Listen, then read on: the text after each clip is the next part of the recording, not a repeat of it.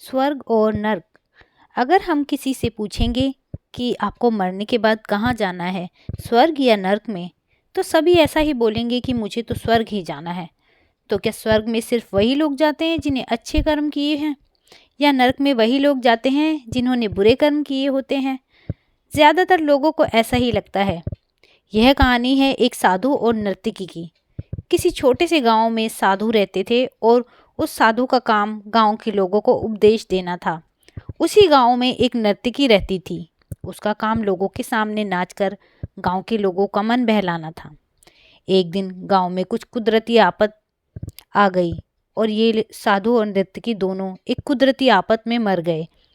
मरने के बाद जब ये दोनों यमलोक पहुंचते हैं, तब इनसे कर्मों और उनके पीछे छिपी भावनाओं के आधार पर इन दोनों को स्वर्ग व नर्क में भेजने की बात होती है।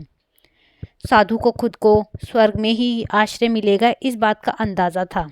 दूसरी तरफ नर्तकी के दिमाग में ऐसा कुछ भी नहीं था। उसे तो सिर्फ फैसले का इंतज़ार था। तभी घोषणा होती है कि नर्तकी को स्वर्ग दिया जाएगा और साधु को नर्क। इस फैसले को सुनते ही साधु यमराज पर बहुत चिल्लाते हैं और उनसे क्रोधित होकर पूछते हैं कि यह कैसा न्याय है महाराज। मैंने अपनी सारी जिंदगी लोगों को उपदेश देने में बिता दी और मेरे नसीब में नरक, जबकि ये नर्तकी जीवन भर लोगों को रिझाने के लिए नाचती रही और इसे स्वर्ग दिया जा रहा है। ऐसा क्यों? मेरे साथ ही अन्याय क्यों?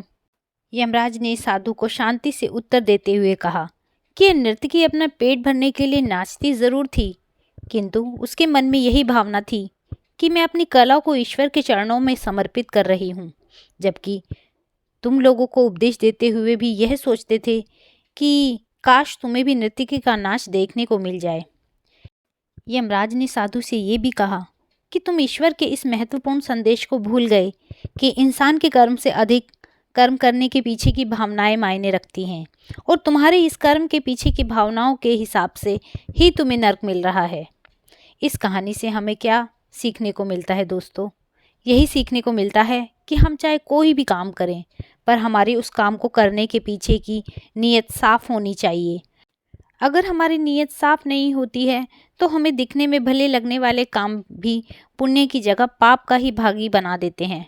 दोस्तों, यदि आप भी इस बात से सहमत हैं तो इस कहानी को लाइक कीजिए, शेयर कीजिए और मेरे चैनल को सब्सक्राइब कीजिए। वीडियो देखने के लिए धन्यवाद।